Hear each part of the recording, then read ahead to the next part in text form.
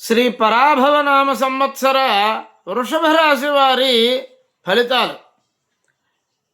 వృషభ రాశి వారికి ఈ సంవత్సరం అంతా కూడా పట్టిందల్లా బంగారమే అనుకోవచ్చు.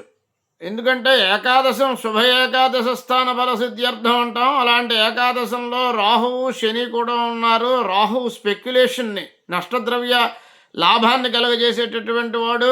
అటువంటి రాహువు 11 ఉన్నప్పుడు, ఏకాదశంలో ఉన్నప్పుడు, శని కూడా ఏకాదశంలో ఉన్నప్పుడు వారిరువురు కూడా శనికి ప్రతిబింబమే రాహువు, రాహువుకి ప్రతిబింబమే, రాహువుకి స్టాంపే శని. కాబట్టి వారిరువురు ఏకాదశంలో ఉండి వృషభ రాశి వారికి మేలే చేస్తారు.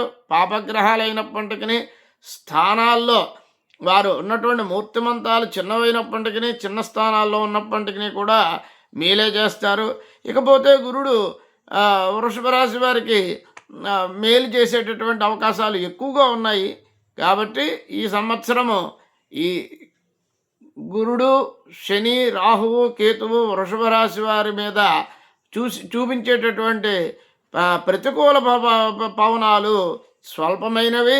అనుకూలమైనటువంటి ఫలితాలు ప్రతిబింబించేటటువంటి కారణంగా వృషభ రాశి వారు తీసుకోవాలనుకునేటటువంటి నిర్ణయాలు ఏమైనా ఉంటే వారు సాహసోపేతమైన నిర్ణయాలు కూడా తీసుకోవడానికి ఏమాత్రము కూడా సంశయించాల్సినటువంటి అవసరం లేదు.